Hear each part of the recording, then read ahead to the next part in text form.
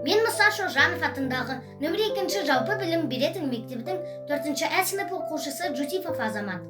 Мен сіздерге мейірімді қоян ертегісін айтып беремін. Орманда кішкентай қоян өмір сүріпті. Ол көк шалғында ойнады. Бір күні жартасқа қарап ойланып қалды. Қоян, жүрегің мейірімді болса, жолыңда жарқын болады, дегендей болады. Қоян үйіне келе жатса, құлап қалған торғайды көреді. Ол торғайды қолына алып, ұясына салады. Қоян, сен өте мейірімдісің, рахмет, деп ұшып кетеді. Сол кезде аю ата келеді.